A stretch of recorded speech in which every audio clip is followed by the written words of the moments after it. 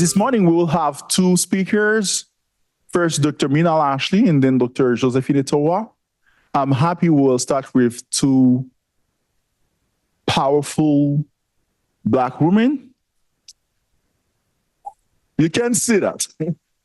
I don't know for you, but after yesterday, I don't know. I did not need the same night because there was like a lot of energy and it was like really something.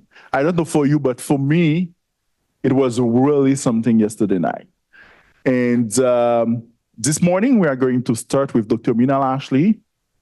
And all of you know now Dr. Myrna Lashley, so I don't need to introduce her. Just to say she's a professor at McGill University in psychiatry, social and transcultural psychiatry. And Dr. Myrna Lashley is an honorary doctor at the University of Ottawa. Dr. Myrna Lashley. So let's do this again. My name is Myrna Lashley. Let's start all over again. Good morning. All righty then. Now, I'm a prof, and that's where we're going to stop that nonsense, okay? I want to have a conversation with you. I don't want to be overly didactic. There's nothing worse than being in a classroom and some bozo sitting up here going blah, blah, blah, blah, blah. And you're looking at your phone and saying, when will they shut up? Right? And there's nothing worse than being up here and you're talking and you've got these looks coming back at you like, anybody want to go for pizza? So let's try and be interactive, okay? So feel free to stop me. I don't care if I get through all of my slides because usually when people interact with me, I end up going through them anyway. So, on y va. Are we good with that? Okay, if I ask a question, here's the trick working with me. If I ask a question, if you move, I treat it like an auction. So if you move, I take it as a bid.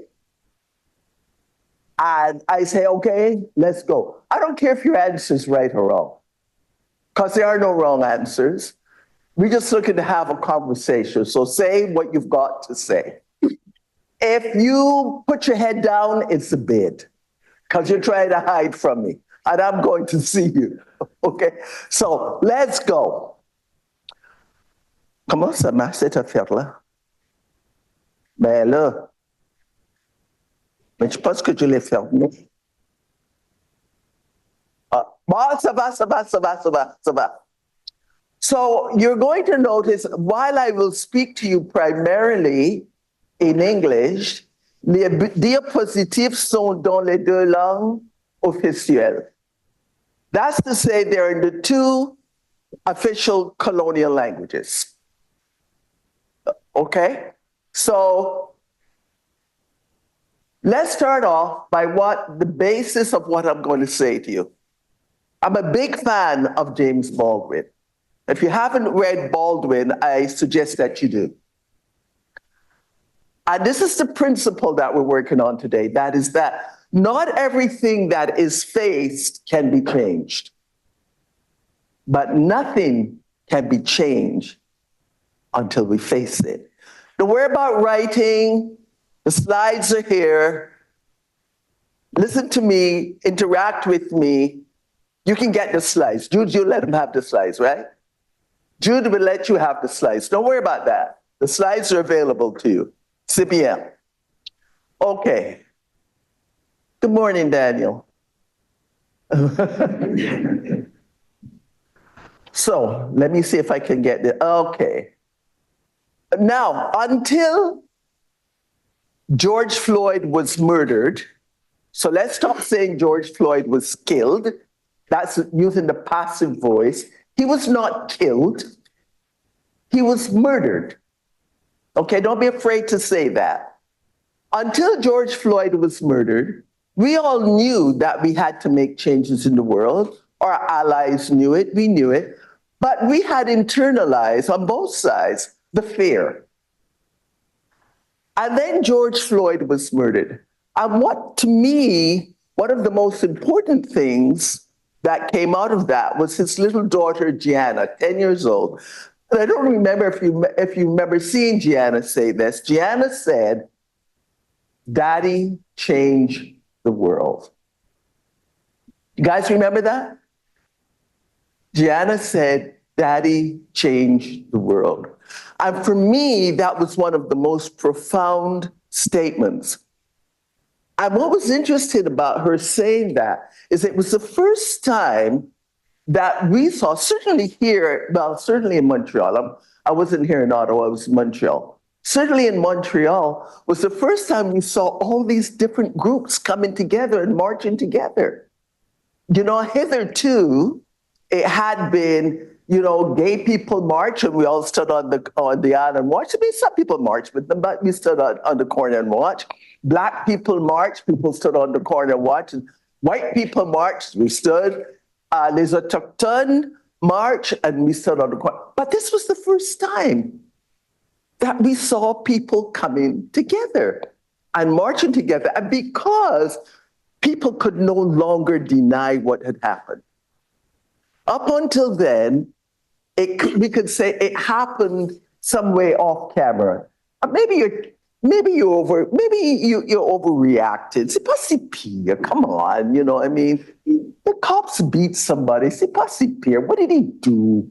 You know, we got into all of that. But when you see somebody murdered on TV, how do you say ce n'est pas arrivé? C'est pas la vérité. How do you do that? And it was the first time that I saw people pushing children in how do you say prom in French? In the poussette, I saw people pushing their children, pushing their mixed grandbabies and saying never again. And we felt good. We thought we had turned a corner. So this was a very unified incident. And Black people, the other thing that came out of this is what you're seeing here. Black people started holding the system accountable. It was the first time that we stood up as a group and said no. It was the first time we said the system is a problem. There is a way, there is a problem in which the system is constructed. And it didn't just start yesterday. This thing started back in the 14th century. You know, yesterday, David talked about the house that racism built. It started back then. It was the first time a lot of us even realized ourselves that that's when it started. As I said to you, I grew up in Barbados. And how many of you know what the pseudonym of Barbados is? Anybody know? Ready? It's Little England. Oh. And so we grew up with a big England supposedly looking after Little England. Remember I told you yesterday we knew nothing about slavery or any of those things? Because Big England didn't tell us. Big England told us the world was beautiful, and we sang songs saying things like, Britons never, never, never shall be slaves. But we didn't know that we were part of that. So it was the first time that a lot of us realized not only is the system the problem, but from whence came that system and how that system was working out.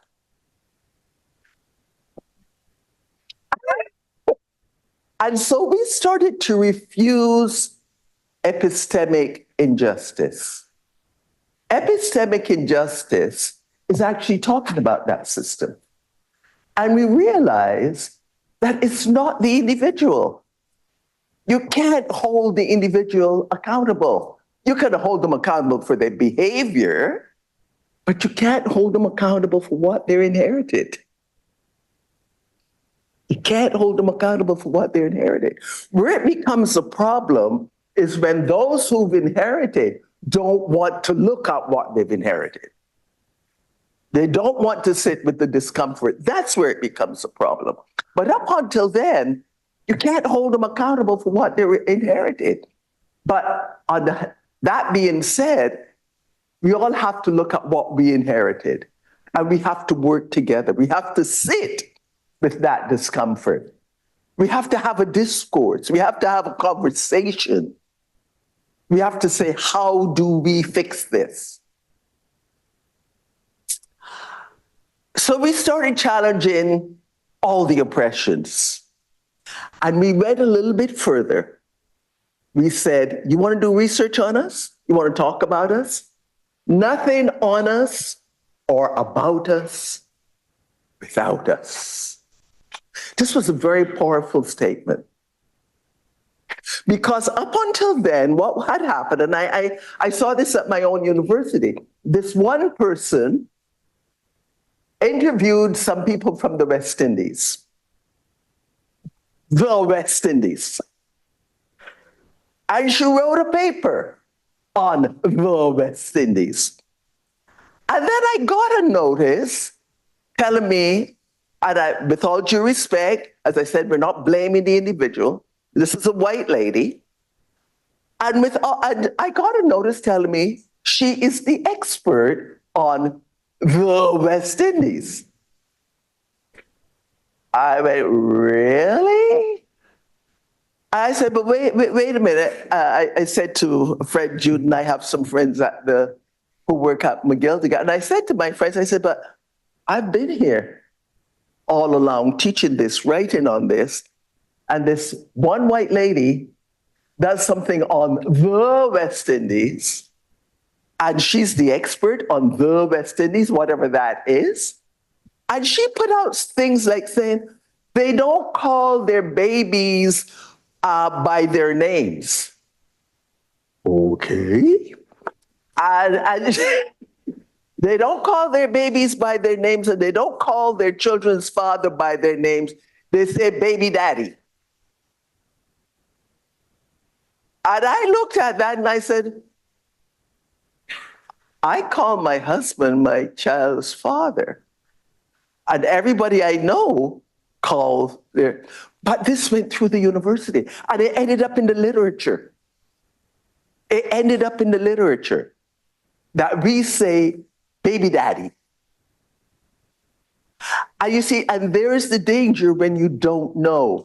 And up until then, we didn't stand up. And so these things were being written about us, but without us. We had no impact. And they were being called the experts. We also started saying, if you're going to treat us, if you're going to, do you know that up until a few years ago, when we taught dermatology, we didn't teach about black skin. And so people will go into the dermatologist, and the dermatologist, if they're honest, they say, I don't know. I don't know anything about black skin. Because everything was done through the eyes of whiteness, through the vision of whiteness. Not bad people. I want to keep emphasizing. Not bad people.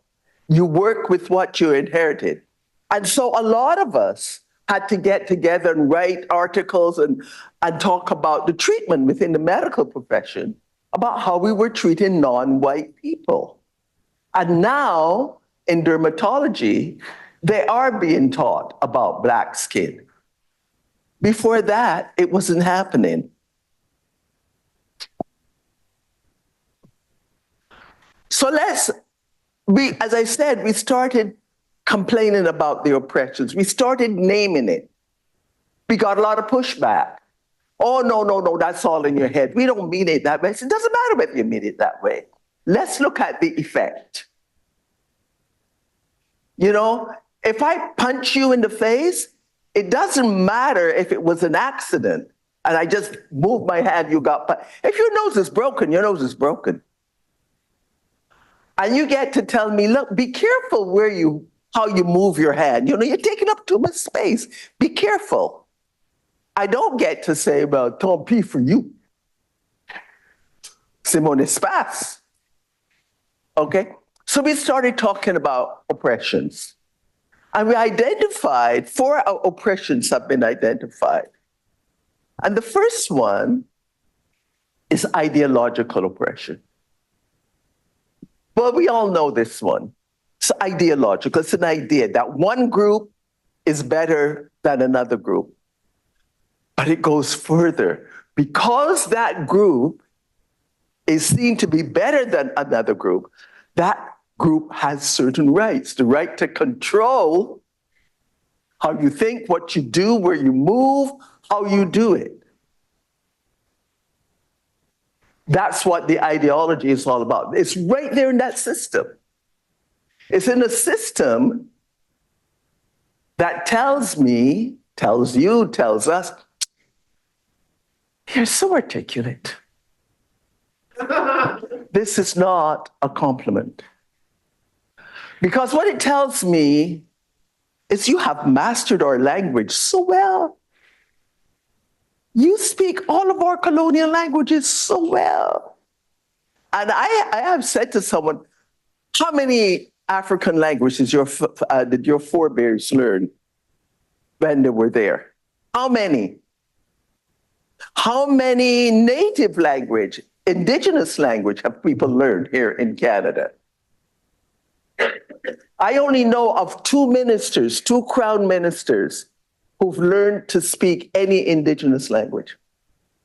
Only 2 of them. And how many years have we had the Indian Act? How many years has the federal government been responsible for the rights and the well-being of indigenous people? Since the beginning. They never learned to speak the languages. Not one. How do you interact with people if you don't understand their culture, if you don't understand the essence of them? A part of that essence is your language, because you form that language based on your life, based on your inheritance, based on the way you see the world. Your language is an important part of it. So 2 of us, as you very well know, could be speaking English, but we ascribe different meanings to it. We put different weight on different accents, on different parts of the language. Classic example. Anybody here from Jamaica? Okay. Okay. What is Anunnaki? It's kind of yellow, looks like eggs, scrambled eggs. Okay. You agree with that? That's what Anunnaki is? Okay. What's Anunnaki in Barbados? Or St. Vincent? What's Anunnaki? What's a Ganip? That's what Anunnaki is in Barbados. And in Haiti, it's a Ganip. So if you come to Barbados and we tell you we're going to go buy some Ackies, you'll see us go and buy a whole bunch of Ganips. And you'll be saying, well, I don't know that Ackie. And if you come to, yeah. And if we go there, you're buying Ganips. Listen, no. That thing there that you call an Ackie, no. And we can be really rude to each other in the Caribbean. We'll say, I know what that is, but that ain't a Ganip. Because, so your language and the way you use your language is an important part of your culture. So how do you say that you are in charge, that you are responsible for the well-being of indigenous people? You don't even understand where they're coming from. You don't understand about the land. You don't understand their language. You don't understand their culture. Same thing happened with us, and it continues. Second type of oppression is institutional oppression. The difference between group 1 and group 2, one is a group saying you're better than the other, but in institutional oppression, we're saying the superiority of that group, the ideological group, is embedded in the institutions of the society. So not only do we have a group that has been deemed to be superior, but their laws, everything about them is embedded in the institutions of that society. And this is really important because it puts you at a disadvantage if you use those institutions, and we all have to use them, but they don't speak to us. They don't know us. They don't understand who we are. So it's okay for this woman, for the woman in Montreal who went to work with her hair in dreads, and her mom is a hairdresser. Let's start there. Her mom is a hairdresser. Her mom braided her hair, trimmed it, really nice. She got to work, and the boss said, "You can't work here. You can't work here because you don't fit into what we see as beauty. That hair cannot be in this workplace." We've seen this in England, kids getting kicked out of school. We've seen it in the United States. We've seen it here because your concept of beauty is not what you are exhibiting as beauty. And that's institutional oppression. Talk to me. Who wants to say what? No, talk to me. Talk to me. Don't talk to each other. Talk to me. Yeah, go ahead. Moi, j'ai été à Montréal en 2004, dans le humanitaire, parce que ça ne correspond pas aux normes de la centre de travail. À Montréal. Oh, je te crois. Je te crois. C'est ça la vie. Hein? Qu'est-ce qu'on va faire? Tu penses? Qu'est-ce qu'on doit faire? Non, oui, c'est plate, ça, je sais, c'est plate.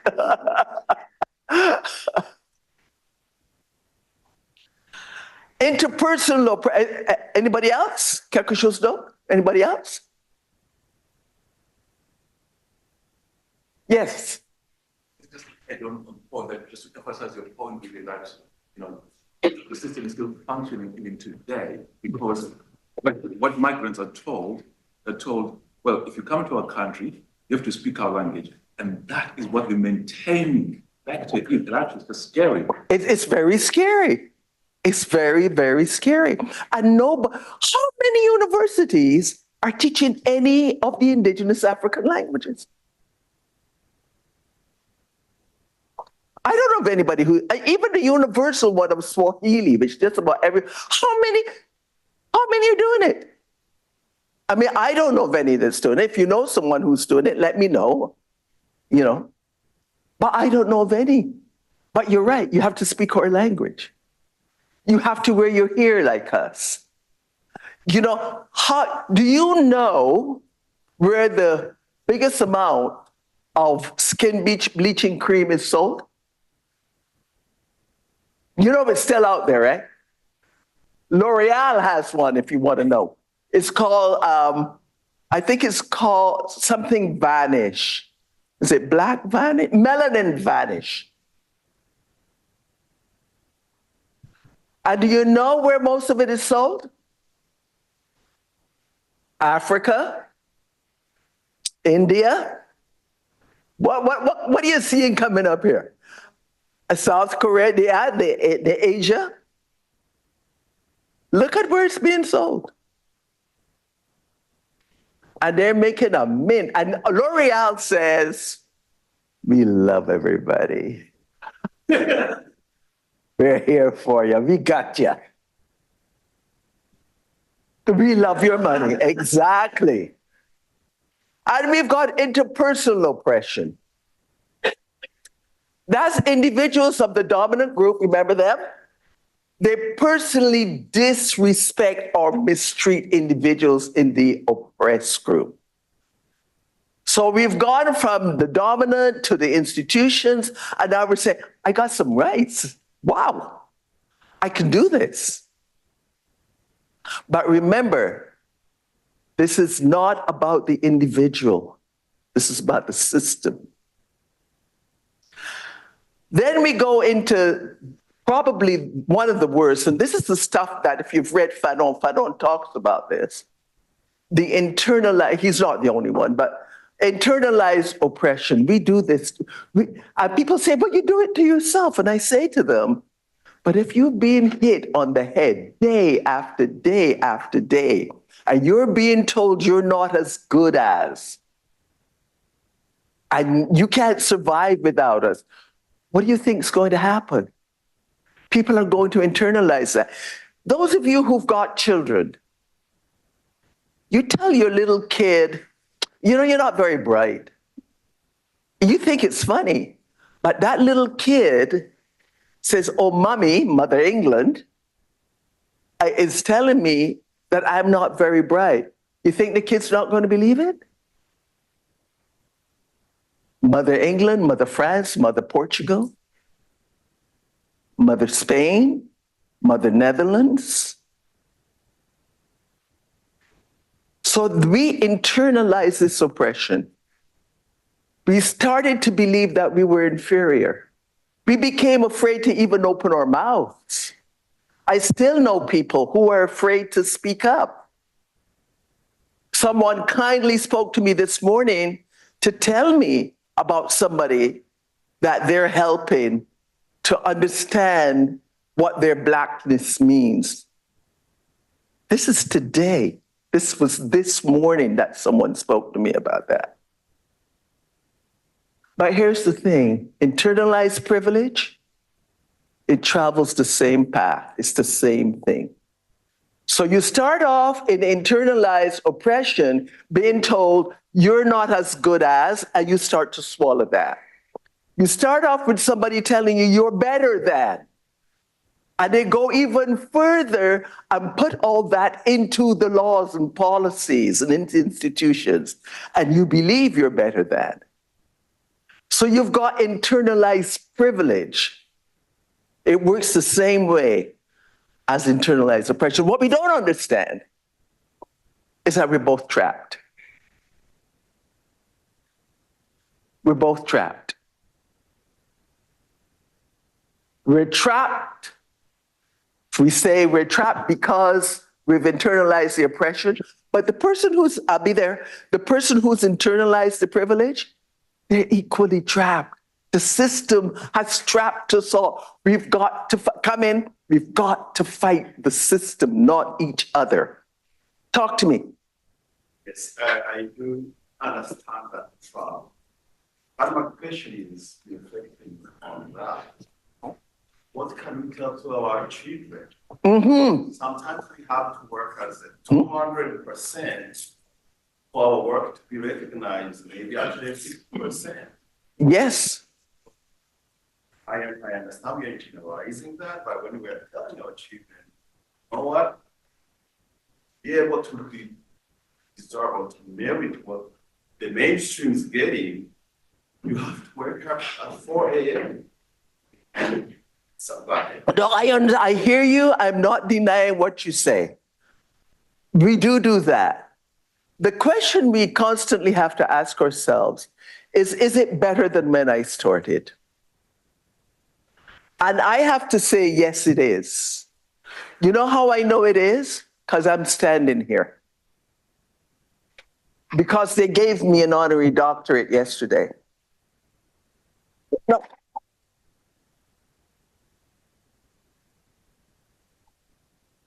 Thank you. Thank you very much, but I wasn't looking for applause. I'm talking about from where I started to where I am. And when I'm faced with those kinds of things, and people ask me those things, and parents and kids ask me that, I always remember that. I was in the Canadian Armed Forces. You know, I was a member of the Canadian Armed Forces, regular service. A lot of people don't know that. I was in the Department of the Navy. I used to be an oceanographer. I was a scientist, a full-fledged scientist before. But I remember what that was, and why I finally had to get out. I couldn't deal with it anymore. And I look at myself now, and the Department of National Defense says, can you come over and do something for us?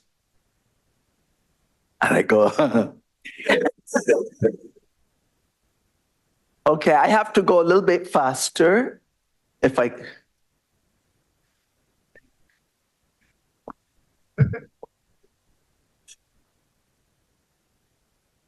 So, okay, I'm going to go a bit faster now because Jude told me to hurry up.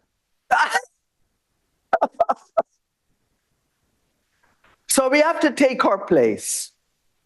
We are allowing ourselves the freedom to be. We're throwing off the shackles that we've placed on ourselves, even by some of our allies, because some of our allies become oppressors. They don't mean to, but they forget to walk next to us and start walking in front of us and telling us this is how you should be. If you want to be an ally, take your cue from the person you're trying to help. Don't take them over, because then you become the oppressor. So you want to help me? Ask me what I need. Let me tell you what I need. We're demanding our place at the table. And what's important, which comes back to the question you asked, is that our voices are being solicited.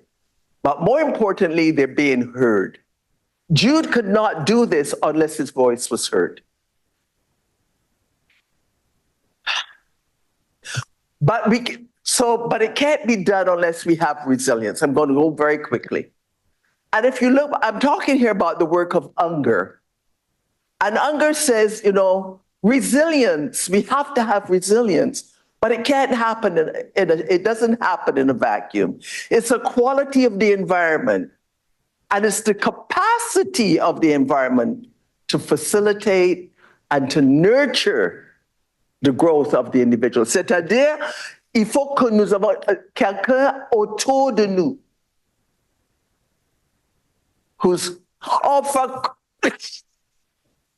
He just said, I got 2 seconds left to talk to you. So the impact, I'm going really fast, Jude. Should have told me how much time I had to talk to begin with. The impact of any single factor on resilience depends on the extent of the trauma that's happened to the individual.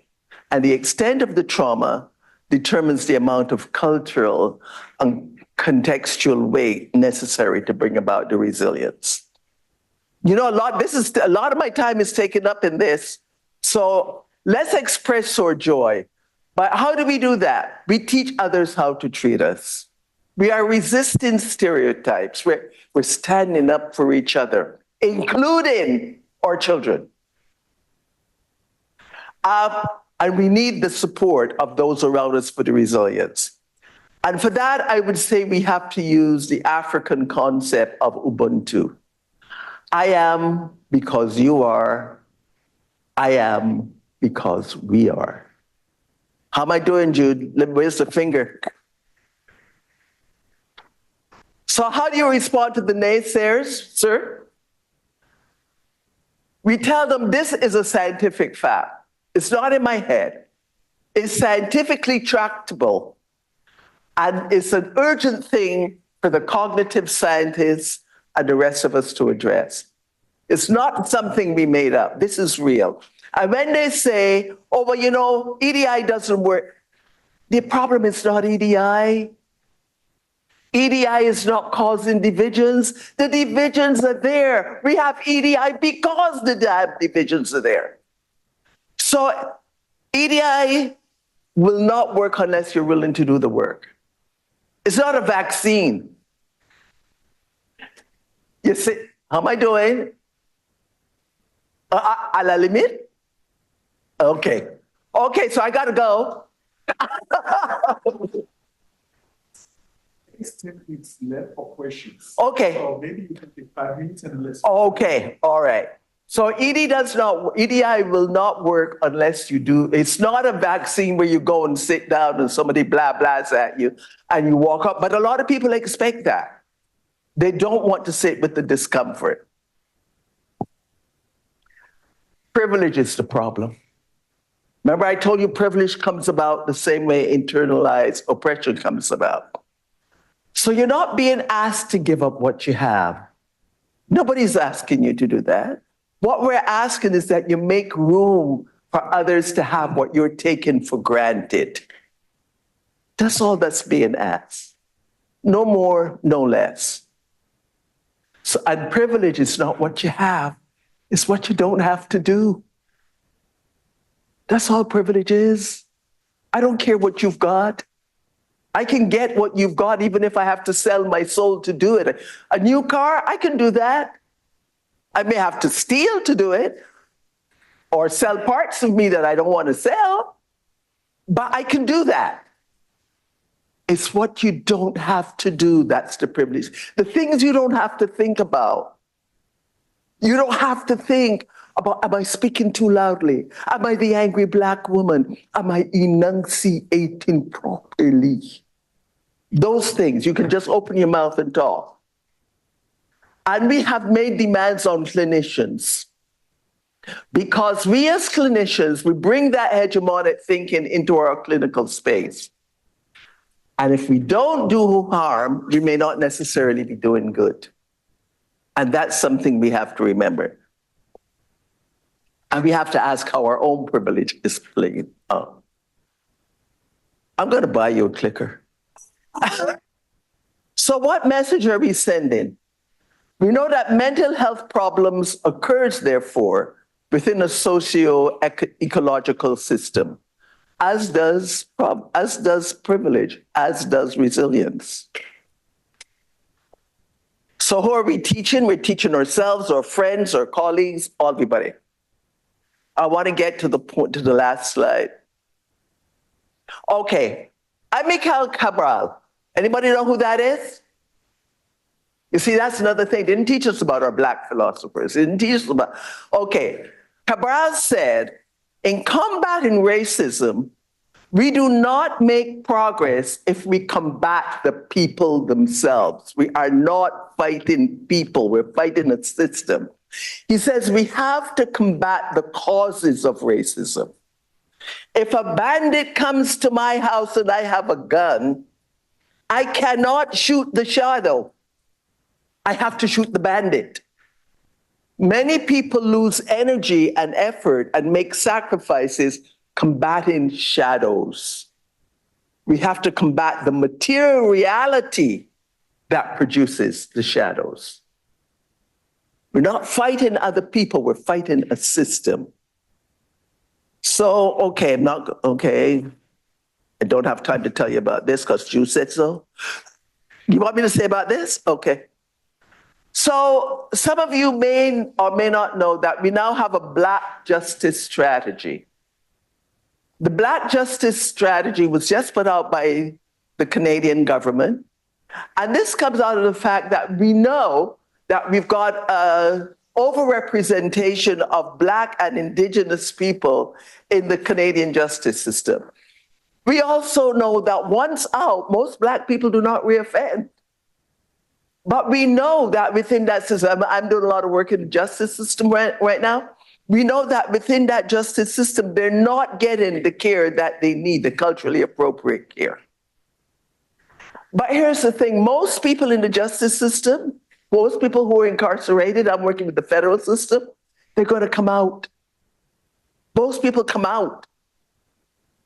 And if we are not giving them appropriate care, how are we preparing them to re-enter into society? And so that responsibility is then falling to the family of those people who aren't trained, who don't know. And they've got to keep, we were talking about it this morning, using social work. They've got to keep working. They've got to support their kids, but they don't have the skills. They don't have what it takes. So we have now, this justice system has 5 pillars. First, we're looking at the social determinants of justice. We're looking at policing. How is that being carried out? The courts and legislations, this comes back, it's all systemic. It's all in the system. We're looking at corrections. How is corrections being done? What about the parole system? What about the structured intervention units, which is what we used to call segregation, so isolation? We can't do that anymore. And we have something called the Mandela Rule, which says that you can't keep anybody in isolation for more than 15 days. They're violating that left, right, and center. And the structured intervention units, they're actually using them as though they're isolation cells, and you're supposed to get 4 hours a day out of your cell, 2 of which must be with meaningful contact. When we asked them, but what's going on here? Why isn't this happening? The legislation said they have to be offered, and we offered it and they didn't take it. So what do you want? And this is the problem that we're dealing with this. And the last pillar is parole and reintegration. OK. Moi, quand j'ai lu le document, j'étais très curieux qu'il y avait presque rien sur le fait que la police peut arrêter, surtout sur la route. Oui. Et ça, c'est un aspect important. Beaucoup de jeunes, surtout, rentrent dans le système de justice comme ça. Exactement. Un jeune qui se fait arrêter par la police, qui prend une grosse contravention qu'il ne devrait pas prendre, puis qui après perd son permis de conduire et va commencer par conduire sans permis de conduire et assez rapidement se fait arrêter. Oui. Donc, je trouve que ce petit aspect-là, c'est quelque chose peut-être qui changerait beaucoup de choses pour dire à la police qu'il ne pouvait plus arrêter les gens s'il n'y avait pas un motif raisonnable pour les arrêter. Exactement. Juste ne pas les arrêter sur la base de « OK, on va checker tout ça ». You're right, because right now, it's written in the law for governing the police, they can stop you for any reason. In their own, I think I'll stop you. Why? Oh, but I was suspicious about what? I quickly tell you something that happened to me. I was driving home and I was the dean, right? So, when you're the dean, you end up working all kinds of ridiculous hours. So, in the middle of the night, you're still working. So I'm driving home and I was living on an island, the Ile des Sœurs. So I'm living on an island. I come down the highway. I look in my mirror and I see the provincial police behind me. I'm not worried about I'm not doing anything. What do I care? So I come down and I take the exit onto the island and the police followed me. Again, I'm not worried because I know they come onto the island and then they turn because they have no jurisdiction on the island. It's the Montreal police who's on the island. So I'm thinking they're coming to turn around. So I come to the stop sign. I stop. The cop starts not to me. How about to them? We're not paying attention to each other. I turn, look at him. He turns and look at me. Oh, but now we got a problem, right? So I go around the corner. I'm going to get some milk. And as I go around the corner, he turns on his lights. Oh, okay. So he comes up behind me. And I said, what's going on here? He never said to me, you did A, B, C, or D. He just came up to me. And I said, well, what's the issue? What did I do? And he said, who are you? And but here's what he didn't know, is that I was the vice chair of the board of the École Nationale de Police. So I said to him, I am Dr. Myrna Lashley. He said, have a good evening. So we're just, so there's still a lot to be done. We're almost done. We can talk after. I don't want to take up your time. But you give me, okay. Dr. uOttawa said, you will give 5 minutes on that? Yes. Okay, I'm almost here. Our task, ladies and gentlemen, is to allow ourselves to praise what will advance us and discard what will not. Don't keep trash. We don't need it. Please, let's revel in each other's joys. Get rid of the green monster. Get rid of the crabs in the barrel. Let's revel in each other's joys. And let's use the Ghanaian concept of Sankofa. Looking back to look ahead.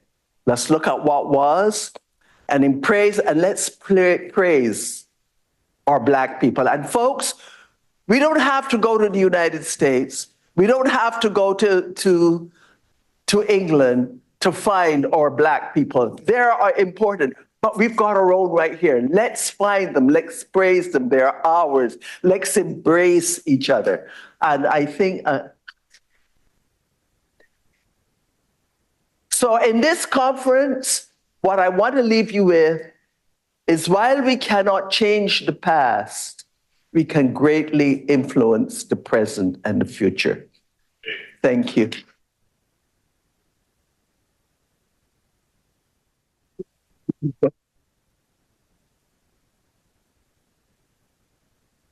Do I have 2 seconds?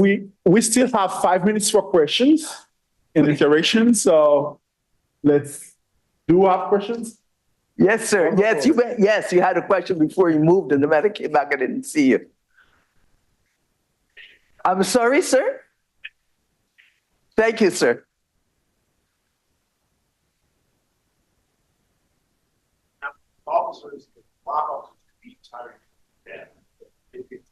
I have to come up. I can't hear you.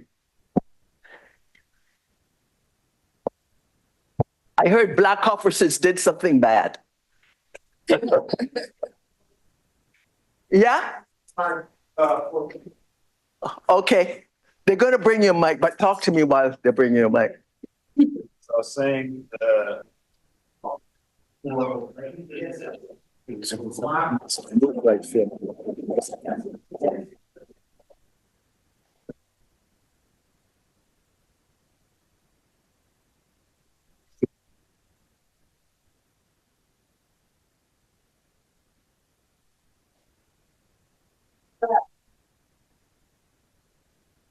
Honey, because we're human. I'm sorry. Because we're human. Everybody needs somebody to beat up on. When we pray, we're not human. And we can't attack, we don't feel comfortable attacking the person who's attacking us if we have internalized that sense of oppression because we are afraid. It's painful. So you've got that poor man who did no wrong, who did no wrong, and they beat him up. They weren't beating him, they were beating the system. And the system was going to reward them. I mean, look at what they call themselves. Scorpions. I mean, look who calls you. I nobody gave you the black name. That's the name they call themselves. I mean, I was down in Memphis 2 years ago teaching. I saw the same thing. I was more afraid of the black officer than I was of the white one. The white ones would sit here and say, "Good morning, how you doing?" The black ones were like, you know, they would look at me like, I was more afraid of them. But I realized they weren't beating him. He took the hits, but they weren't beating him. They were beating a system they could not fight. And if you've ever lived in the South, I went to university in Florida. Well, it's not pretty. You learn to do a lot of swallowing. And I thank God for the old ladies who live outside the universities, who when I was going to school in the morning would say to me, "Come in, sweetheart." And they would feed me because it was hell on campus. I couldn't wait to get out of the University of Florida. Anybody else? Yes, sir. Oh, child, yeah.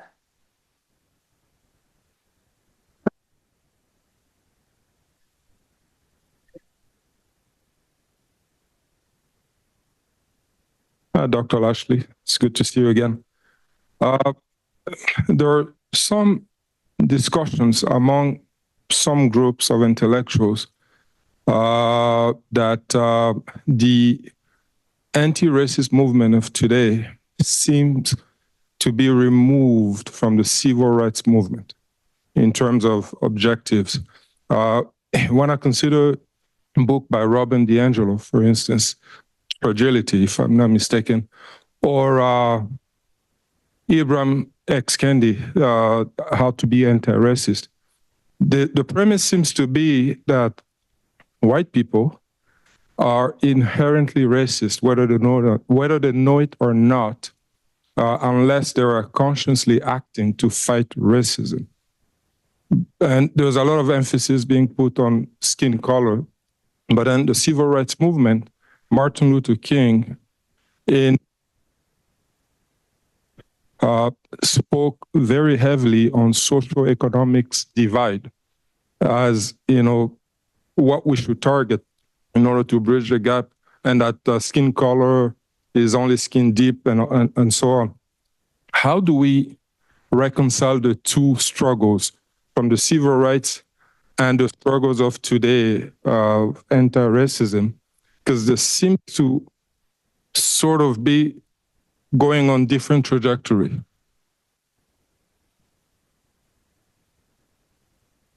They are mutually Oh, Jesus, man. Myrna, Samash Myrna, I disagree with the premise that they're mutually exclusive. I don't think they are. I firmly believe that the problem is that when you recognize, it's what Maya Angelou said. Is it perfect? That what Maya Angelou said, when you know better, you should do better. And so the problem is, if you have been born into a privileged situation and you refuse to look at what that privileged situation does to other people, then you're in the realm of racism. As I said, I don't attack people. I do attack systems. And when you recognize that, then we can look at things like poverty. We can look at things like wealth. We can look at all those things, the educational system, because you, as my ally, can go with me to the school board and say, let's get that damn little black Sambo out of the school. Don't teach that to my child. I had 10 taken out of my daughter's school. But I did it with other parents, black, white, pink, blue. We went together because we all recognize, and here's the thing, when you discriminate against it, you're not just discriminating against me, you're harming your own child. You're harming their education. You're harming who they will grow up to be, because they will continue to perpetuate that unless you attack it. So I don't think they're mutually exclusive. I think that's a misconception. Ça vous aide, ça vous aide pas. A little bit, simply because I was thinking, why we can't wait for Martin Luther King? He advocated for a bill of rights for the disadvantaged. Absolutely. That was his advocacy. Yeah. He said that if we can target socioeconomic issues and divide in that way without regard for race particularly, then we can help Blacks who are disadvantaged while not negating the whites who are also disadvantaged. Absolutely. But then we work together. We don't focus on the skin color.